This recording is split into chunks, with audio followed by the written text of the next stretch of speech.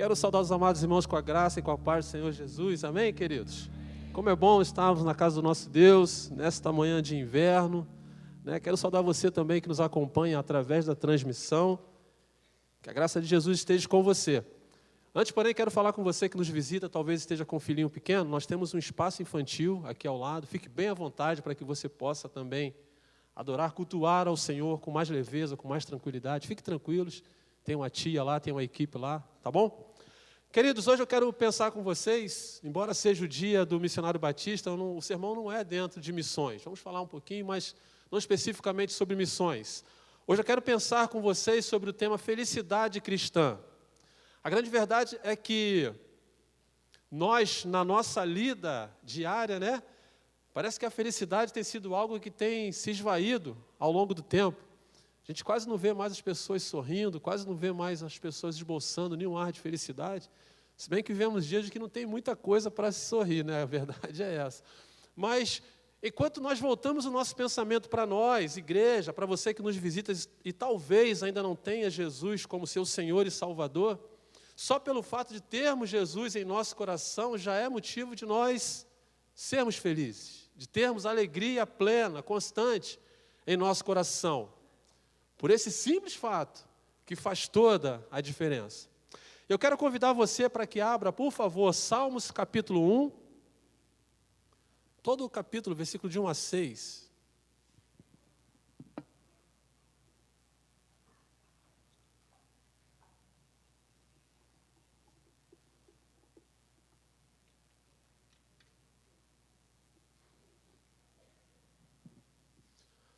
Salmos capítulo 1, versículos de 1 a 6.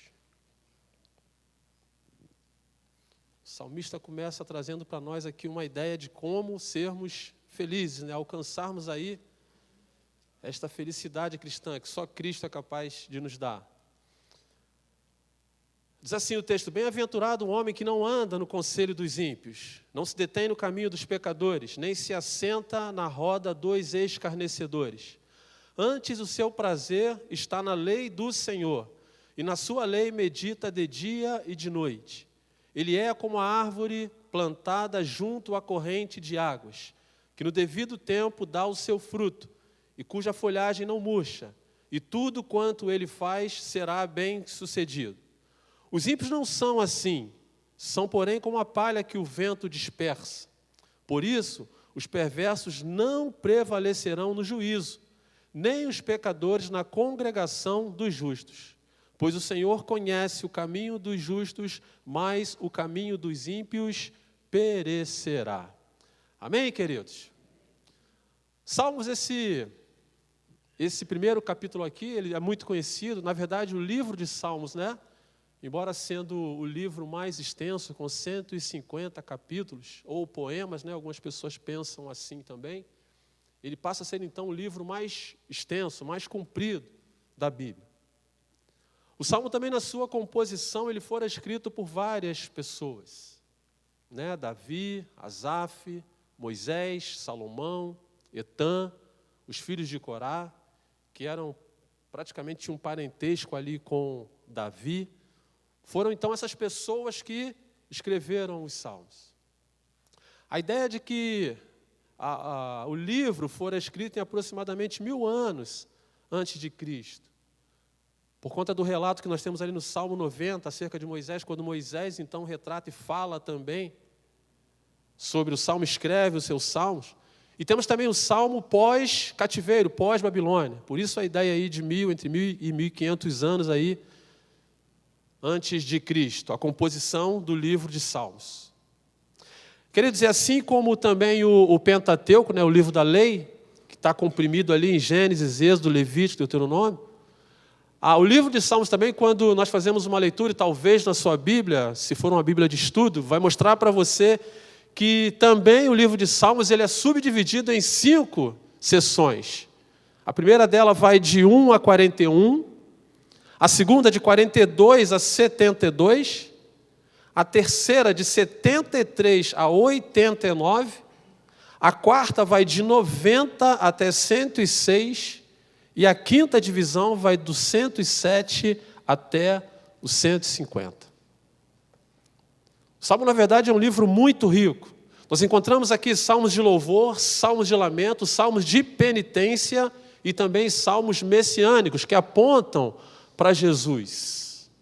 É uma coletânea. E, na verdade, aqui a história mostra para nós que os salmos, na verdade, se tornaram também até mesmo o inário do povo de Israel. As pessoas extraíam louvores não muito diferentes de nós também. Se formos olhar para a nossa melodia, para as nossas músicas, nós temos um pouco disso também. O grupo de louvor aqui às vezes canta aquele cântico, se eu não me engano é Lagoinha. Aclame ao Senhor toda a terra e cantemos, né? Salmo 66. Outrora também cantamos aquele cântico, rendei graças ao Senhor, porque Ele é bom, porque a sua misericórdia dura para sempre. É um louvor também. Salmo 118. Temos também aquele cântico assim, não a nós, Senhor, mas ao seu nome dai glória. Salmo 115.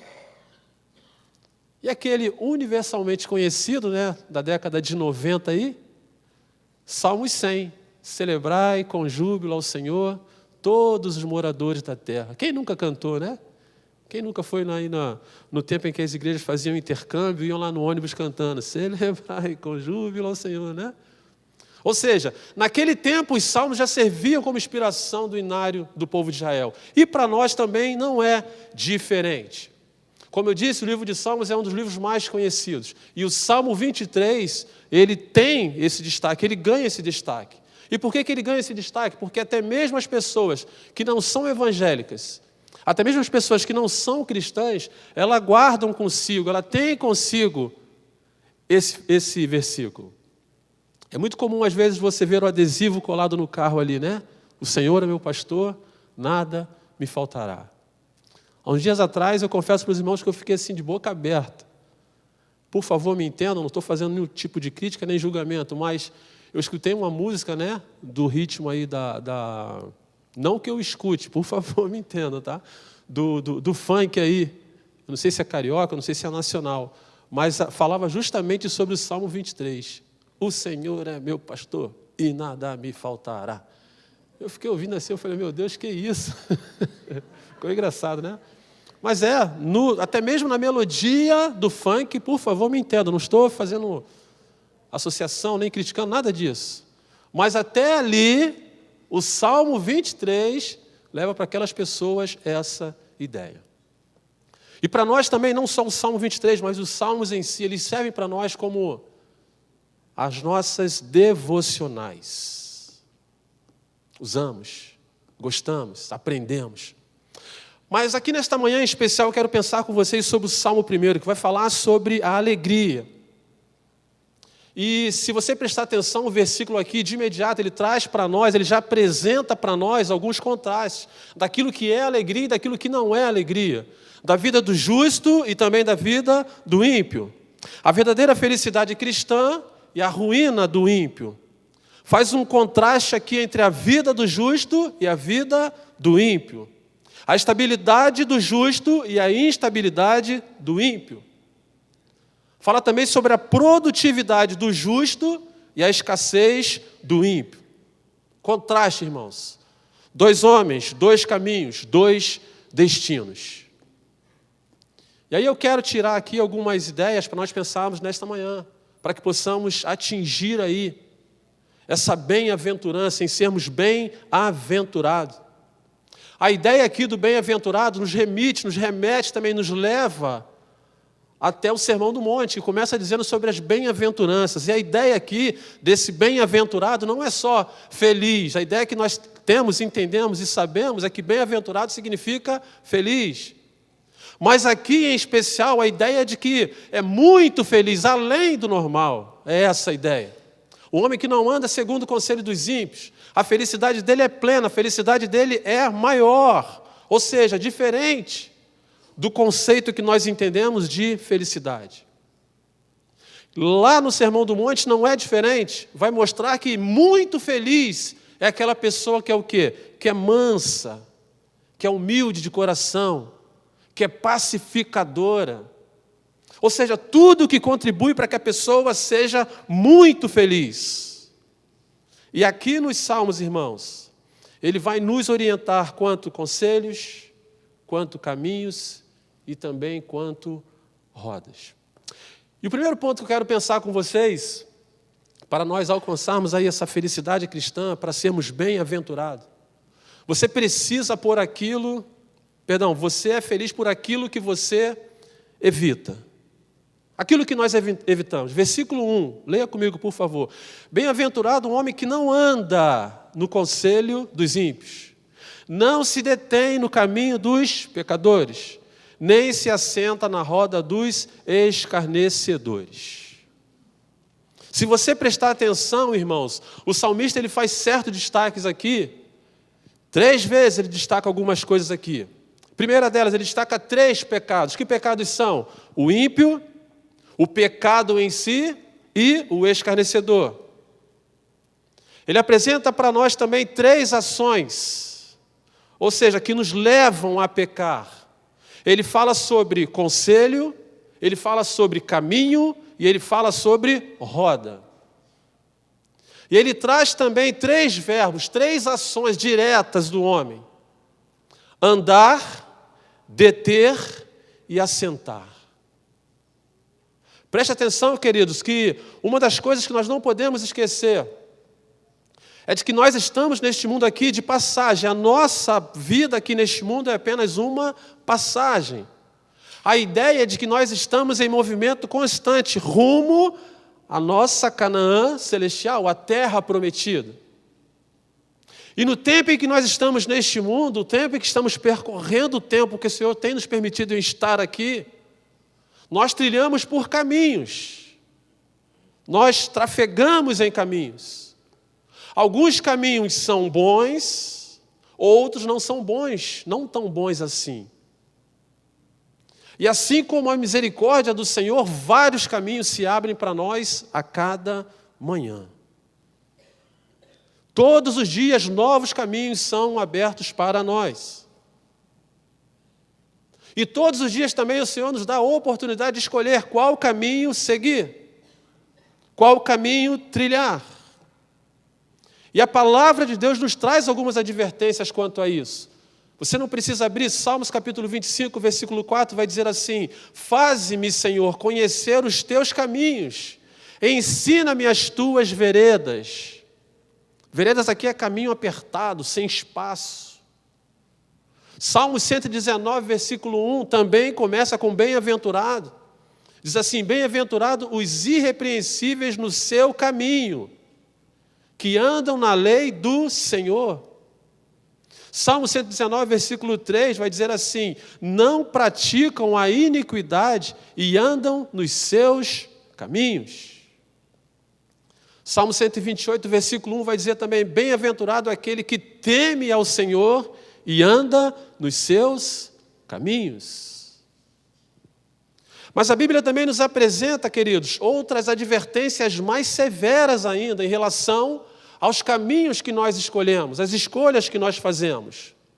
Provérbios capítulo 19, versículo 16, vai dizer assim: o que guarda o mandamento, guarda a sua alma, mas o que despreza os seus caminhos, esse morre. Caminhos que levam para a morte. Provérbios capítulo 14, versículo 12. Há caminhos que ao homem parece direito, mas o cabo dá em caminhos de morte. Olha a morte de novo aqui. E o mais severo, no meu ponto de vista, Eclesiastes capítulo 11, versículo 9, vai dizer assim: alegra-te, jovem, na tua mocidade, e recreie-se o teu coração nos dias da tua mocidade.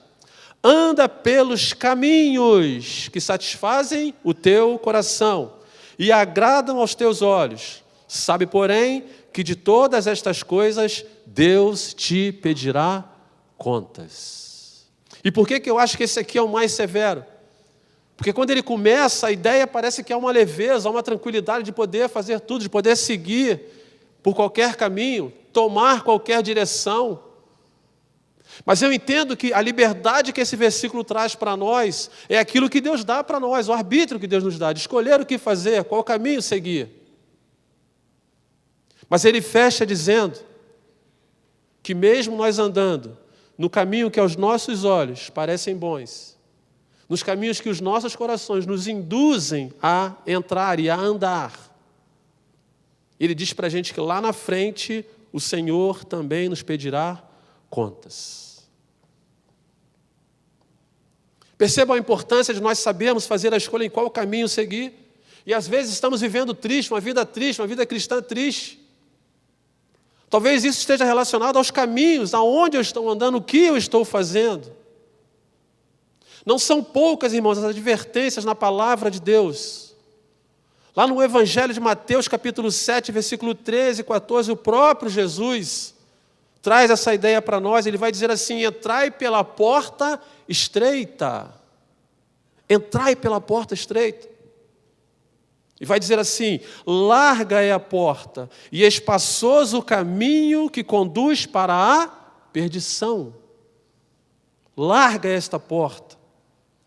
E há um dado triste aqui nesse versículo. Vai dizer que são muitos os que entram por ela. Não são poucas as pessoas que entram pelo caminho da perdição. No versículo 14 vai dizer assim: porque estreita é a porta e apertado o caminho que conduz para a vida. E aí esse dado aqui eu acho que é o dado mais triste ainda. E são poucos os que acertam com ela. São poucos que acertam com o caminho estreito, com o caminho apertado. E eu pergunto para você, meu irmão, qual é o perigo de tudo isso? Por que da preocupação? Preste atenção na forma gradativa como uma coisa acontece, como o pecado acontece e tira de nós a felicidade. Percebam no verso, tudo começa com a primeira citação aqui, a ação, o verbo aplicado aqui, ele vai estar implícito aqui em andar, deter e assentar. Andar é movimento. A pessoa está andando, como eu falei, nossa vida, temos que andar. Estamos em movimento. Deter é quando nós paramos. Paramos. E assentar aqui a ideia de se acomodar. Percebam que nada começa assim num volume muito grande. Na questão dos pecadores, a Bíblia mostra para a gente que eles começam primeiro como ímpios, depois pecadores, depois escarnecedores. E o que leva essas pessoas para isso? Primeiro, conselho. Segundo, caminho. E terceiro, a roda. Percebam a progressão do pecado, irmãos, na vida da pessoa que não busca essa bem-aventurança, não busca andar segundo os conselhos de Deus. De contrapartida, irmãos, nos mostra como nós podemos ser felizes. A primeira ideia aqui é não adotando o estilo de vida do ímpio, como o texto mostra para a gente. Bem-aventurado o que não anda no conselho dos ímpios. E o que é conselho dos ímpios aqui, irmãos? O que nós entendemos por conselho dos ímpios? Nada mais é do que um conjunto de regras que essas pessoas têm, que o ímpio tem, e que governam essa pessoa. É a maneira, o estilo de vida que essas pessoas levam, longe de Deus, longe de Jesus, presos nos seus próprios conceitos. Usam isso como base e tratam isso também, dão esse conselho. O ímpio, ele tem consigo valores, conceito de valores, que não são os valores de Deus. Porque o texto já diz, ele é ímpio, ele não tem essa preocupação. Ele não se apega a Deus. Ele não segue os princípios de Deus. E quando nós olhamos ao nosso redor, irmãos, o que nós mais vemos são comportamentos de impiedade.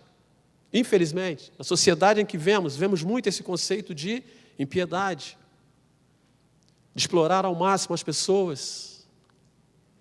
A turma mais jovem aí, mais velho também, né? De beber praticamente todas, dos prazeres da vida, da carne, de curtir a vida, de procurar a felicidade na fama, no sucesso, no dinheiro.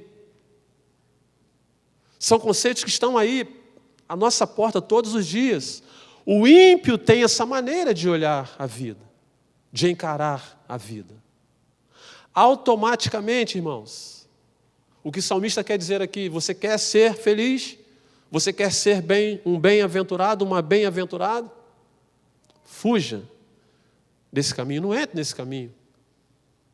Não entre, não aceite estes conselhos, porque o coração dessas pessoas estão cheio dessas coisas.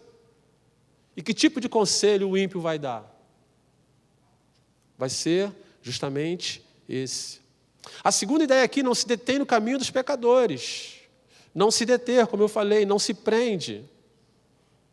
Percebam que o texto diz que a pessoa ela começa, de certa forma, andando, né? Ela está caminhando. De repente ela olha. Ela gosta, ela se sente atraída por aquilo dali. O que é que a pessoa faz? Para. E o mundo não tem brincado, irmão, de ser mundo. Satanás não tem brincado de ser Satanás. Ele tem colocado diante de nós, como eu falei, a cada manhã, muitas coisas para nos atrair, para nos atrapalhar na nossa caminhada cristã. E o cristão, ele vem caminhando, em graça e em conhecimento. Satanás coloca alguma coisa, ele para, se sente atraído. E aqui o texto diz, não se detém. Parou, deu atenção para o pecado. Interrompeu a sua caminhada. A ideia aqui, irmãos, de mundo, né?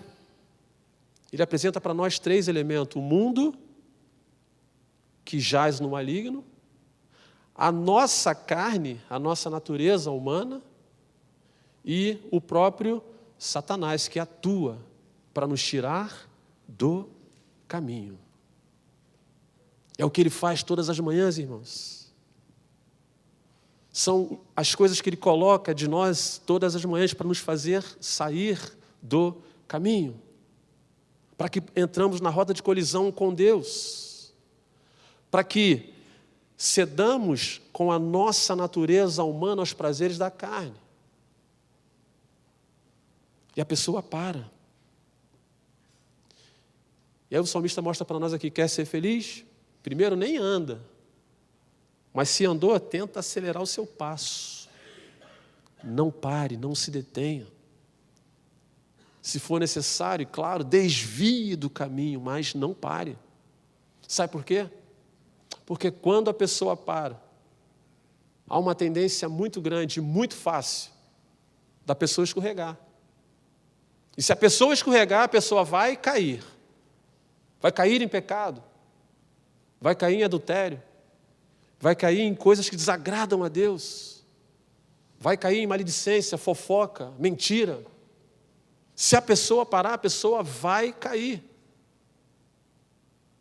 Não pare, irmãos, como eu falei, nós não somos alienados, o mundo está aí. Precisamos estar em movimento todos os dias, é verdade. Mas quando Satanás levantar as setas, por favor, meu irmão, minha irmã, não pare, não se detenha. Não se deixe levar, não se deixe prender por essas coisas. E a terceira coisa que ele fala aqui, ele vai falar sobre o escarnecer. Nem se assenta na roda dos escarnecedores. Percebam que ele começa andando. Depois, ele para, se detém. Parou. Foi atraído, de alguma forma foi atraído. E agora acontece aquilo que é o que é pior. Ele se assenta à roda dos escarnecedores. A ideia aqui é de que agora você é mais um. A pessoa agora é mais uma. Está sentado à roda. Sentado à roda, a ideia aqui de intimidade. De você estar com quem você gosta. De você estar no meio que te atrai. É essa a ideia de roda de escarnecedores aqui. Mas a gravidade maior que aqui o autor usa a expressão, Davi usa a expressão de escarnecedor, roda do escarnecedor. O que nós entendemos, irmãos, que aqui é praticamente o quê? O final da linha. Eu acho que uma das últimas coisas que a pessoa pode fazer, sendo ela cristã ou não, é assentar-se à roda do escarnecedor. Escarnecer de Deus, zombar de Deus. desacreditar de Deus, desvalorizar a Deus, isso é escarnecer. Deixar Deus de lado. E por que dessa advertência? Volto a dizer, porque a pessoa não começa escarnecendo. Ela começa primeiro andando. Depois ela para, ela se detém, depois ela se assenta. Quer ser feliz, meu irmão, minha irmã? Quer ser um bem-aventurado? Quer gozar da verdadeira felicidade cristã? Fuja. Fuja dos conselhos dos ímpios. Passe longe do caminho dos pecadores. Jamais sente-se na roda dos escarnecedores. Você é feliz por aquilo que você evita, por aquilo que você deixa de fazer. Tem caminhos, irmãos, que o cristão não pode andar. Tem caminhos que nós, eu, você, não podemos andar. Tem lugares também, irmãos, que o cristão não pode frequentar, que eu e você não podemos frequentar. Tem conselhos também, irmãos, que nós não podemos ouvir, nem eu e nem vocês. Tem rodas, irmãos, que dela nós não podemos fazer parte. Quer ser feliz? A sua felicidade foi roubada? Na sua trajetória cristã, você deixou-se levar por um conselho ou pelo próprio caminho? Se deteve em alguma questão? Evite essas coisas. E volte a ser um bem-aventurado, uma bem-aventurada no Senhor. A segunda ideia aqui, o segundo ponto. Falamos aqui o que você evita. Agora você é feliz por aquilo que você faz. O que você precisa fazer. Versículo 2, veja comigo, por favor.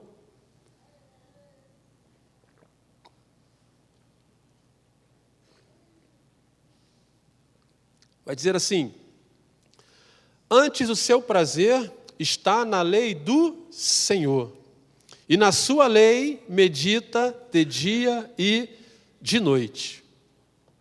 Vamos olhar aqui agora o lado positivo, aquilo que nós precisamos fazer, aquilo que eu preciso fazer, aquilo que a igreja precisa fazer. Nós não podemos ter prazer no conselho do ímpio, no caminho do pecador, nem na roda do escarnecedor, mas tem aquilo que nós precisamos fazer. O que precisamos fazer de imediato? Ter prazer na lei do Senhor. E o que é a lei do Senhor? A própria palavra de Deus. O nosso prazer precisa estar na palavra de Deus. E a pergunta que fica para nós, o que temos feito com a palavra de Deus? Como nós temos manuseado a palavra de Deus? Como nós temos alimentado a nossa alma, o nosso espírito com a palavra de Deus? Ler a palavra de Deus, irmãos, vai além daquilo que nós às vezes projetamos, né? Às vezes adotamos até metas. Esse ano eu vou ler a palavra de Deus. Não é ler. Aí tem aquela pessoa que fala, eu li a Bíblia 3, 4, 5, 10, 12, 15 vezes. A ideia é o que você absorveu, o que você aprendeu, o que você guardou. Na escola bíblica dominical, se você não está matriculado, fica aqui uma orientação para que você se matricule. Nós, no comecinho da lição, fizemos uma junção da própria lição com o livro de João. Para quê?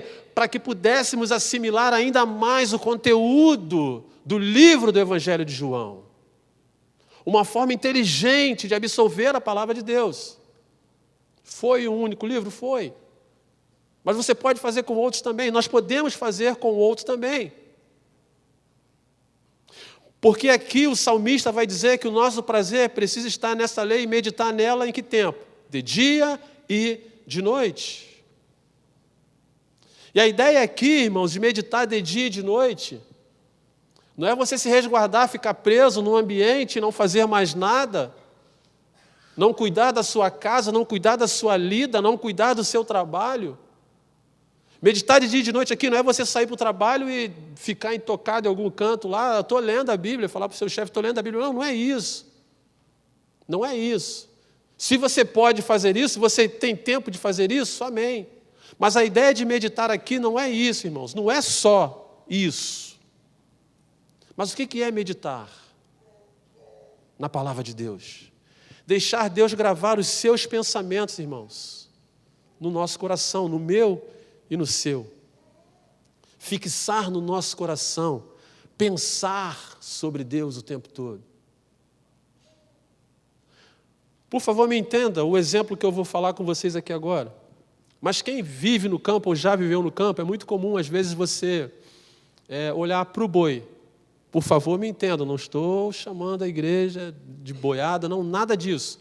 Mas um exemplo, quem é de fazenda vai entender rapidamente o que eu estou falando, mas chega um dado momento em que o boi, às vezes ele está já deitado no chão, com a cabeça de pé, e parece que ele está mastigando, né?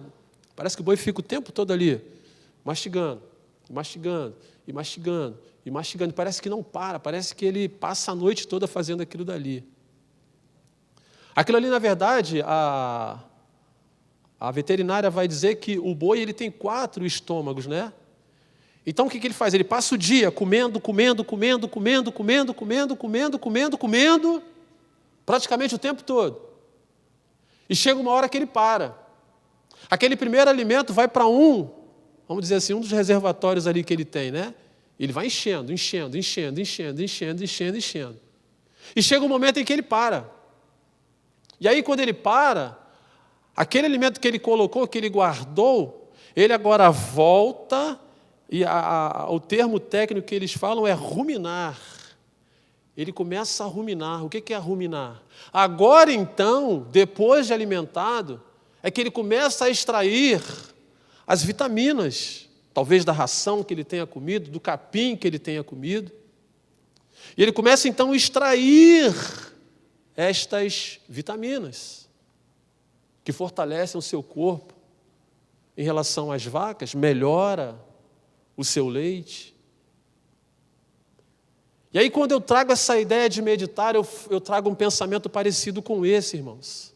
De quê? Se alimentar da palavra de Deus. E em dado momento você parar. Em dado momento você parar e começar a deixar tudo aquilo que você absorveu, tudo aquilo que você digeriu, você deixar aquilo começar a fazer parte da sua vida. Vim trazendo à memória tudo aquilo que você leu, tudo aquilo que você guardou, todos os ensinamentos. Fixar no seu coração, pensar sobre aquilo que você leu. A ideia aqui de meditação, de dia e de noite, é extrair ao máximo. Mas extrair ao máximo aquilo que nós nos alimentamos.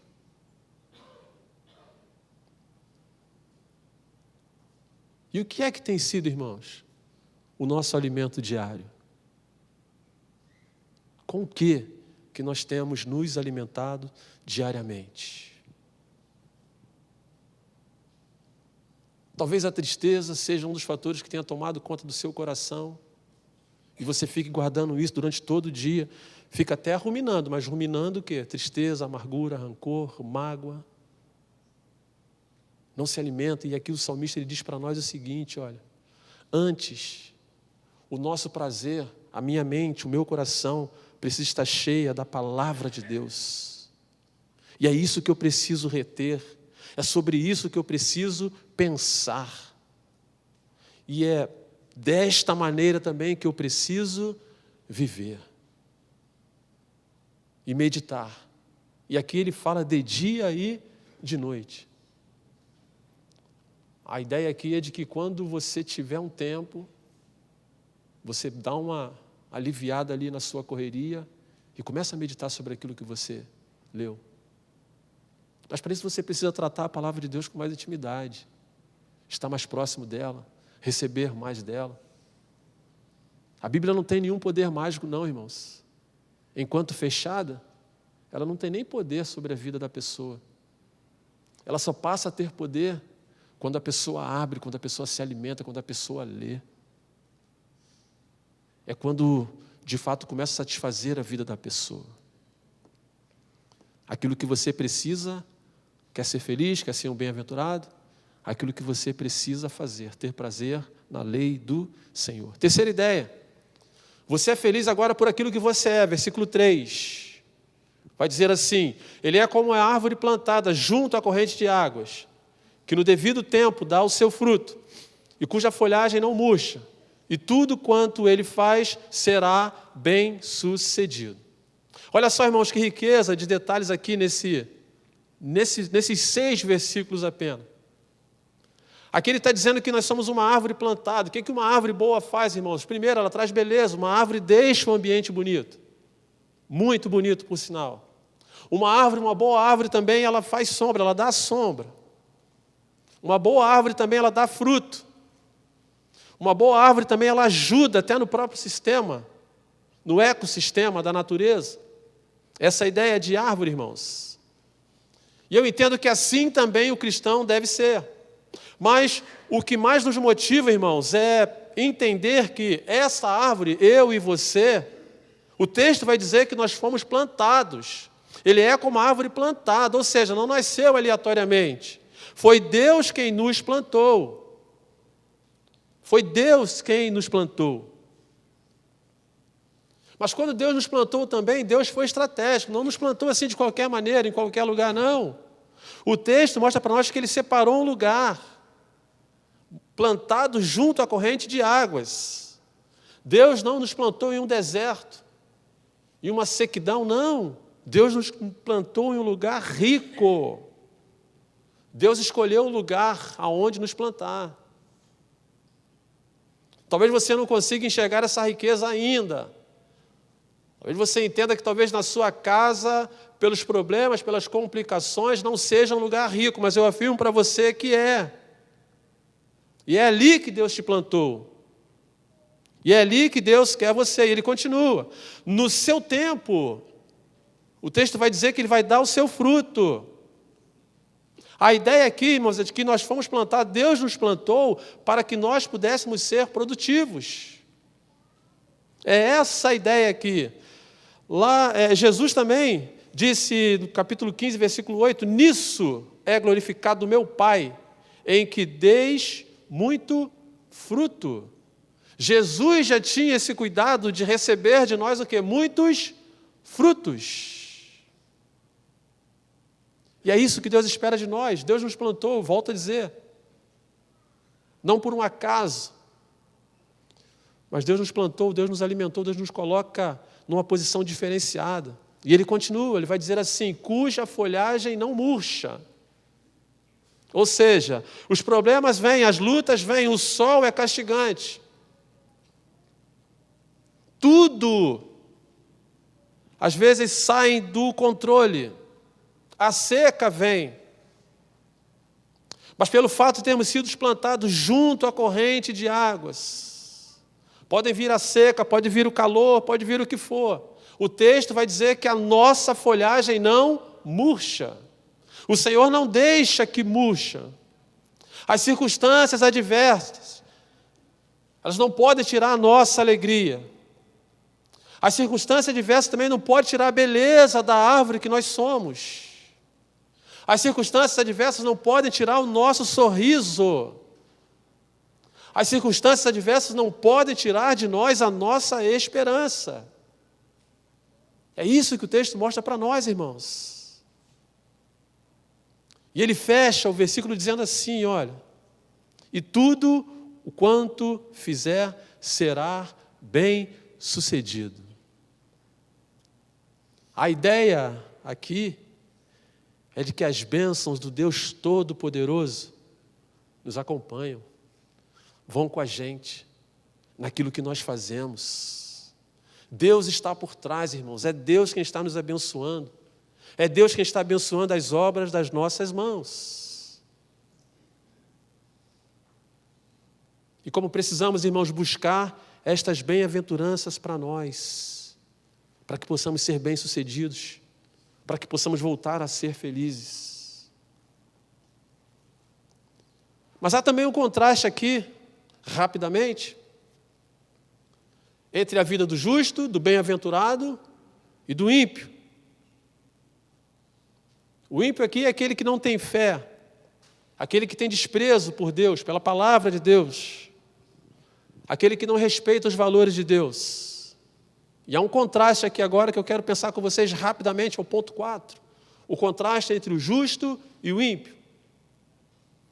A primeira ideia aqui, de cara, nós entendemos que o homem com o coração voltado para Deus, ele é um bem-aventurado, ele é feliz, ele é produtivo, ele é abençoado, ele é resistente.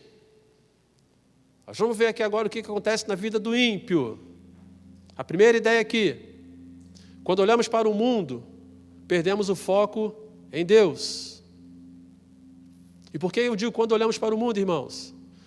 Porque a ideia, quando nós olhamos para o mundo, parece que o mundo está ganhando de nós de lavada. De lavada. A maneira como as pessoas vivem, como as pessoas se comportam, parece que o mundo está, assim, vivendo da melhor maneira possível. Tudo pode. Tudo é permissivo. Aqui na igreja eu não posso. Lá fora o mundo pode. O mundo autoriza, dá consentimento. A sensação de prazer explícitas em todos os sentidos, não só no prazer sexual. O mundo vive isso de uma maneira bem tranquila. Sexo, droga, prostituição, adultério, trapaça, mentira. Jovens perdendo as suas vidas em noites, em bagunças, irmãos. Uma coisa assustadora.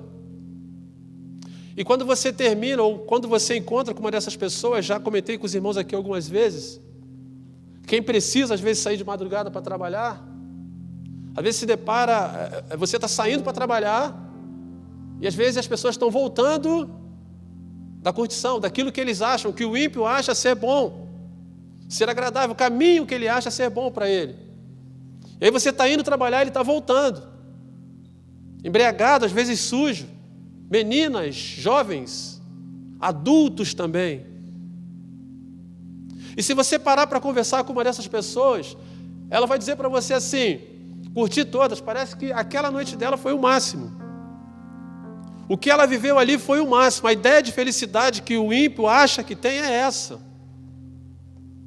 E se você, volta a dizer, se você parar para conversar com eles, na cabeça deles, na mente deles, eles curtiram a noite. Eles aproveitaram a noite.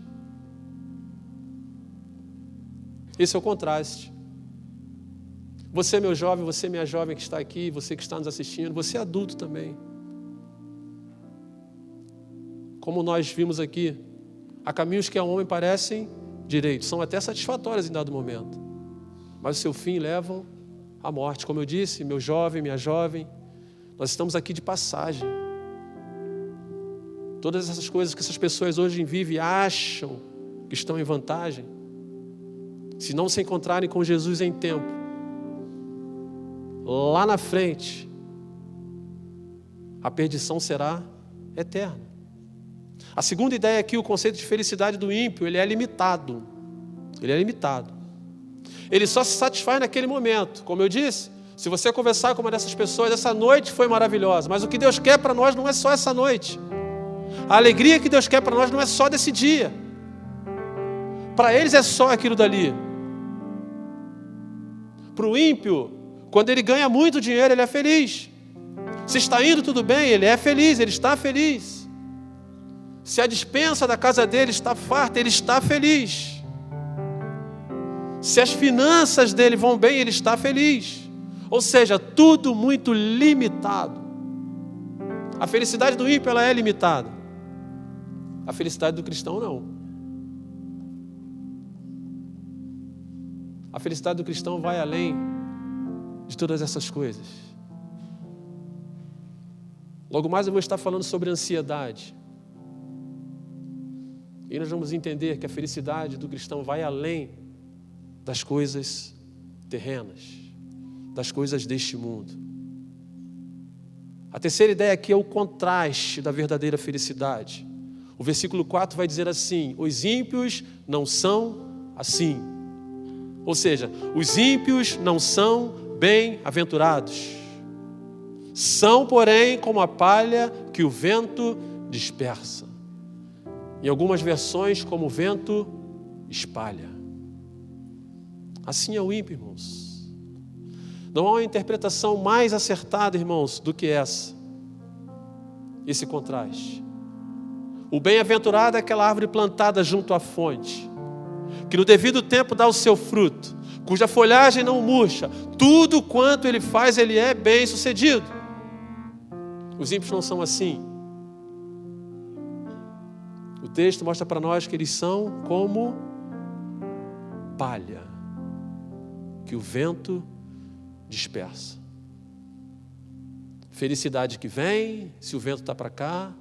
Felicidade que vai, se o vento está para lá. Ele contrasta também aqui a estabilidade da árvore com a leveza da palha. A palha, como eu disse, não tem raiz. Ela é dada ao vento. Ele contrasta aqui também o verdor da árvore com a palha seca. Não há vida, não há beleza. Ele contrasta também o fruto da árvore. Um fruto doce, um fruto nutritivo, um fruto que dá prazer. Ele contrasta com a palha seca, que é o ímpio, que para nada mais serve a não ser lançada ao fogo. É esse o contraste, irmãos.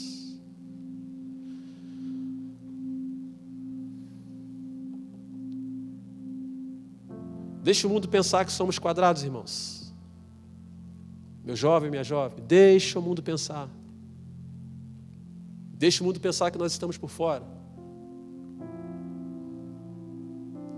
Enquanto isso, eles continuam buscando essa felicidade que é passageira. E a gente continua firme aqui. Não pense que essa leve sensação está dando para eles algum louvor, alguma glória. Eu garanto para você que não. Não sinta-se invejado por eles lá fora. Lembra de Asaf, Salmos 73, 74? Era um levita. Começou a olhar para os ímpios, para os pecadores, a maneira como aquelas pessoas viviam a sua vida de certa forma avantajada, e começou a invejar aquelas pessoas também. Começou a ter inveja da prosperidade do ímpio, achando que o ímpio era melhor. Asaf, levita. Quase, irmãos. Quase que se deixa levar. E para nós ficam esses ensinamentos, irmãos. Para sermos bem-aventurados. A felicidade não está do lado de lá, naquilo que o ímpio apresenta para nós. Não se esqueçam dessa frase. Por favor. As taças do pecado são doces. Aquilo que o mundo apresenta é bom. São doces ao paladar, mas são amargas ao estômago. E é isso que o mundo tem apresentado. E aí daqui a pouco a pessoa experimenta a droga. Daqui a pouco a pessoa já está pulando de cama em cama. Perde o pudor. Daqui a pouco a pessoa está fazendo as coisas mais loucas deste mundo. Curtindo todas. Experimentando todas. Vivendo tudo. Experimentando tudo.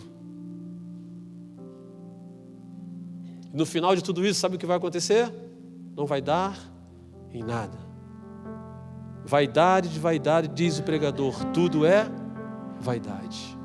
Tudo fica, tudo passa. Sem conteúdo, sem consistência, sem significado. O quarto ponto. O futuro do ímpio é de perdição e dor, versículo 5. Vai dizer assim, por isso, os perversos não prevalecerão, não vencerão no juízo, nem os pecadores na congregação dos justos. E que juízo é esse, irmão? Juízo de Deus. Deus há de julgar. Deus há de trazer todas essas coisas em conta. Hebreus capítulo 10, versículo 31 vai dizer assim, horrível coisa é cair nas mãos do Deus vivo. E quando esse dia chegar, meus irmãos, não tem jeitinho, não tem suborno.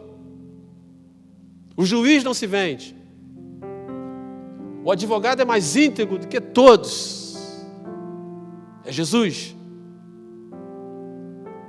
É aquele que está ao lado da verdade, daquilo que você viveu, aquilo que você fez. Nesse dia aqui, irmãos, aqui será o fim. O ímpio vai estar em maus lençóis. É a condenação, irmãos. Mateus, versículo 7, 23, Jesus dirá assim: então lhes direi explicitamente, nunca vos conheci. Apartai-vos de mim, os que praticais a iniquidade. Que o Senhor nos poupe de ouvir isso.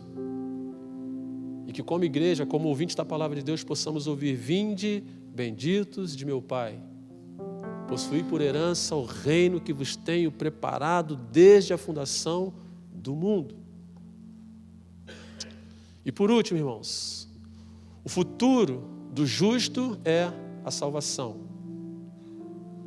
Pois o Senhor conhece o caminho dos justos, mas o caminho dos ímpios perecerá. 2 caminhos, 2 homens, 2 destinos. Um nos conduz às bem-aventuranças, à felicidade cristã. O outro conduz à morte. O versículo 6 aqui, na verdade, é a soma dos 5 primeiros versículos. Pois o Senhor conhece. O conhecer aqui vai além do nosso entendimento humano. O Senhor sabe onde esse caminho vai dar. Nós sabemos a respeito do nosso hoje, aqui agora. Mas o Senhor sabe onde esse caminho vai dar lá na frente. E Ele nos afirma que apesar de estreito, apesar de apertado, o caminho do justo, o caminho imprensado, o levará à salvação. Já o caminho do ímpio, que é largo, que é espaçoso, que é convidativo, que é encantador, e infelizmente é trafegado por muitas pessoas, esse está levando pessoas a passos largos para o inferno. Quer ser um bem-aventurado, irmãos, uma bem-aventurada? Quer atingir a felicidade plena, a felicidade cristã? 3 conselhos. Primeiro, você é feliz por aquilo que você evita. Segundo, você é feliz por aquilo que você faz. Terceiro, você é feliz por quem você é. E depois vem um contraste aí sobre o justo e o ímpio. Que o Senhor nesta manhã seja rico em nos abençoar mais uma vez. E que possamos ser sábios e inteligentes o suficiente nessa nossa caminhada cristã, a escolher o caminho que nos leve às bem-aventuranças do Senhor, nos leve a resgatar também a nossa felicidade. Amém, queridos?